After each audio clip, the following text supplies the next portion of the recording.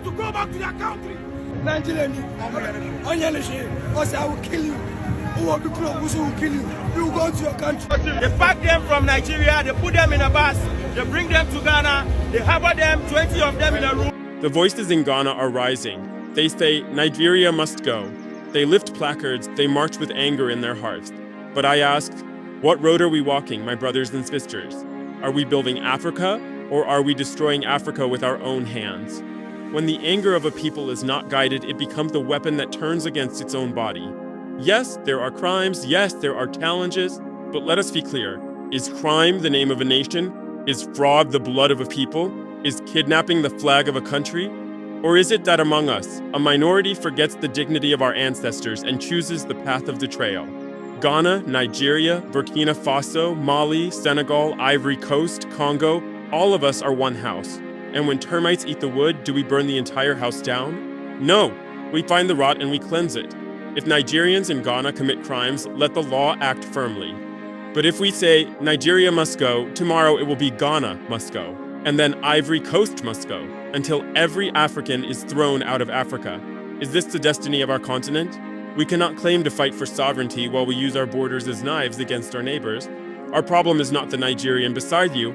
It is the system that leaves our youth without jobs, our streets without justice, our nations without industrial power. Look around Africa in 2025. Our gold is still leaving, our oil is still leaving, our diamonds are still leaving, our children are still drowning in seas trying to escape. Do you think the one who steals these resources cares whether you are Nigerian or Ghanaian? He sees only Africans, divided, shouting against each other, too blind to defend their commonwealth. Yes, I speak with fire because I know what division has cost us. Once, in the 1960s, Ghana expelled Nigerians. In the 1980s, Nigeria expelled Ghanaians. They carried their bags, they carried their pain, and they carried the wound of betrayal. And today, the same song is playing again. Will we keep repeating this cycle like a people without memory? We must not. We cannot. The protest in Ghana must be turned from anger against a nationality to anger against injustice itself. Do not say Nigeria must go. Say crime must go. Do not say Nigerians are destroying us. Say corruption is destroying us. Say unemployment is destroying us. Say weak leadership is destroying us. Because when we name the enemy correctly, we begin to build solutions. Africa in 2025 needs builders, not destroyers. If a Nigerian opens a shop in Accra, let it not be seen as a threat, but as an opportunity for exchange, for trade, for partnership.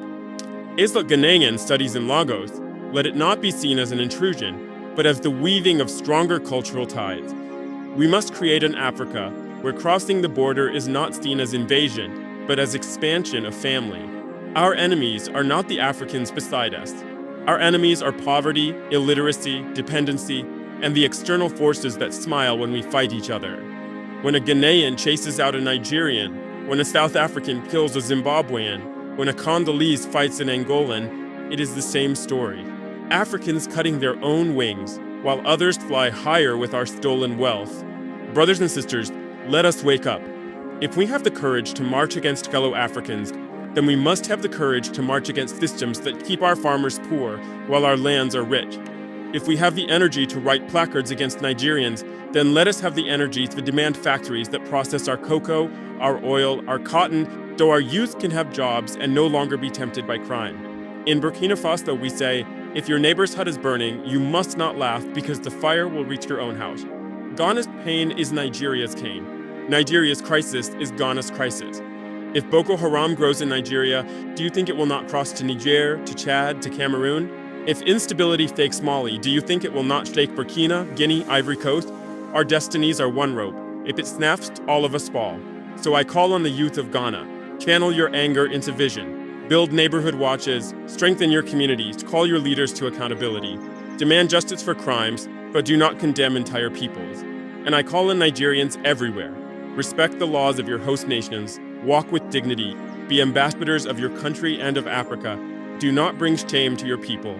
The Africa of 2025 cannot afford to be a playground of division. We need African armies united to defend our resources. We need African banks controlled by Africans. We need African universities building African technology. And none of this will happen if we continue shouting, must go, while our wealth is the one truly going away. History will judge us. If we keep repeating the same cycle, our children will spit on our grave. But if we rise now, if we change the narrative, if we choose unity over division, they will say, these were the Africans who finally stood as one. Let us remember the scars of the past. Let us end the chant of Nigeria must go, and let us begin the chant of Africa must rise, because the future will not wait for us. It is either we unite and claim it, or we stay divided and lose it again. Let us not be the generation of excuses. Let us be the generation of action. Let us not be remembered for our quarrels, but for our courage. Let our children inherit not borders filled with suspicion, but nations bound together in strength. From the deserts of the Sahel to the coasts of West Africa, from the Great Lakes to the Cape, Africa must stand as one voice, one heart, one destiny. If one rises, all must rise. If one suffers, all must answer. This is the meaning of true independence. This is the dream that will carry us forward. Thank you, the great people of Africa.